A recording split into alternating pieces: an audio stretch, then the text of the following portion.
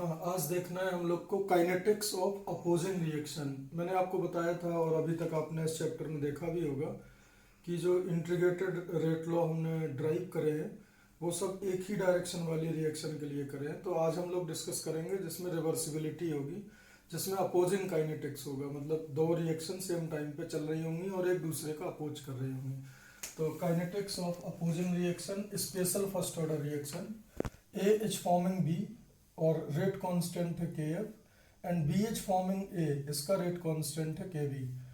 मतलब K F is forward rate constant for A is forming B and K B is backward rate constant for B is forming A. तो अब देखो इसमें क्या हो रहा है, ए से बी बन रहा है बट बी से ए भी बन रहा है, तो एक दूसरे का अपोज कर रहा है, इसलिए इनको क्या बोला, अपोजिंग काइनेटिक्स। तो अब देखो इनिशियली मान लेते हैं इसका ए नॉट कॉन्सेंट्रेशन है, इसका बी नॉट कॉन्सेंट्रेशन है, और इक्विलिब्रियम वाले प्रॉब्लम में हमने किसी एक नेट रिएक्शन माना था कि नेट फॉरवर्ड जा रहा है। तो हम यही मान लेते हैं कि मान लो इसके किसी भी इंस्टेंट पे इसके एक्स मोल डिकम्पोज हुए होंगे तो इसके एक्स मोल बनेंगे। तो concentration at time t, this will be a not minus x and this will be B naught plus x. Net reaction I assumed in forward direction, आप backward भी मान सकते थे, डेरिवेशन सेम आएगा, calculation same आएंगी, x की value positive की जगह नेगेटिव आएगी। मतलब इसमें आप कुछ भी कर सकते हो, मैंने एक स्टैंडर्ड मान लिया कि फॉरवर्ड जा रहा है, तो माइनस एक्स प्लस एक्स। अब देखो जरा rate of reaction for this reaction.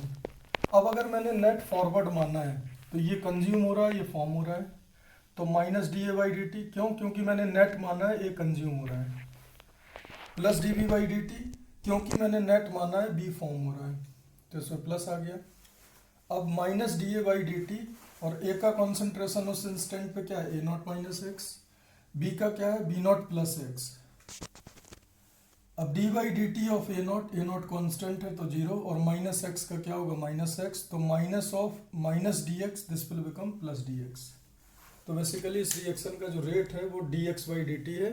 चाहे आप बी के फॉर्म में देख लो, ये जीरो हो गया इसका डिफ्रेंसिएशन, तो ये क्या बचा, D x by D T.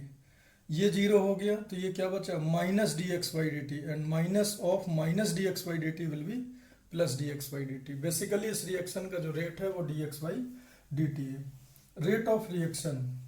अब सबसे इंपॉर्टेंट ये बात है, अगर ये हम समझ गए तो केमिस्ट्री इसका कंप्लीट हो जाएगा। सबसे इंपॉर्टेंट बात, अब देखो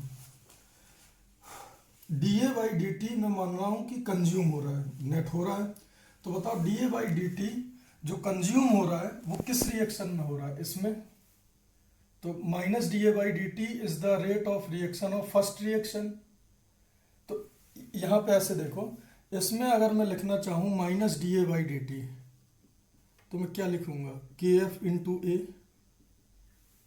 अगर मैं इसमें लिखना चाहूं D A by D T तो क्या आएगा बेटा, के बी इंटू बी।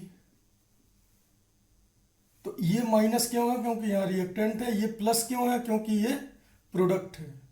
अब अगर मेरे को यहीं से लिखना हो minus D A by D T, तो mathematically minus D A by D T will be minus के बी इंटू बी। तो अगर मैं minus D A by D T लिखूंगा तो total minus D A by D P क्या होगा, K F into A minus के B into B. ये देखो आप ऐसे देख सकते हो, आपको देखना नेट कंज्यूम कितना हो रहा है, कंज्यूम होने का रेट कितना है। तो इन रियलिटी कंज्यूम तो फर्स्ट रिएक्शन में हो रहा है, फॉरवर्ड रिएक्शन में, तो फॉरवर्ड रिएक्शन का क्या होगा, के एफ इंटू ए, और बैकवर्ड रिएक्शन में फॉर्म हो रहा है बट आपको लिखना है कंजम्पशन, तो उसका माइनस। और बैकवर्ड रिएक्शन का रेट क्या होगा, बैकवर्ड रिएक्शन का रेट कांस्टेंट है के बी और उसका रिएक्टेंट क्या है बी। तो बैकवर्ड रिएक्शन का रेट होगा k B into b, forward reaction का रेट होगा ए के एफ इंटू ए। अच्छा एक बात और, इसमें भी जो दोनों इन्वॉल्व रिएक्शन है वो फर्स्ट ऑर्डर होती है। दोनों involve reactions are considered as first order reaction. दोनों इन्वॉल्व रिएक्शन, इनका जो के एफ और के बी का जो आपको यूनिट दिया रहेगा वो टाइम इनवर्स होगा, उससे आप पहचान जाओगे, और अगर नहीं भी दिया है तो आप अज्यूम कर लेना। तो होपफुली ये आपको समझ आ गया होगा। Minus D A by D T from first equation क्या आएगा, के एफ इंटू ए, और फ्रॉम सेकेंड इक्वेशन आएगा माइनस के बी इंटू बी। अब देखो आगे प्रोसीड करते हैं। Minus D A by D T को मैं क्या लिख सकता हूँ, D x by D T, के एफ ए कितना है उस इंस्टेंट पे, ए नॉट माइनस एक्स, बी कितना है, बी नॉट प्लस एक्स। इसको जस्ट सिंपल कर लिया, के एफ ए नॉट माइनस के B B naught minus k F x minus के बी एक्स। तो ये कांस्टेंट हो गया, K F into A not minus के बी इंटू बी नॉट, और के एफ प्लस के बी एक अलग कांस्टेंट हो गया। इसको मैंने ए वन मान लिया थोड़ी देर के लिए, इसको ए टू मान लिया। तो let a one is equal to k F A not minus के B B naught and a two is equal to k f plus k b. तो अब क्या आ जाएगा यहाँ से, d x by D t is equal to a one minus A two into x. तो देखो यहाँ पे प्रोसीड करेंगे।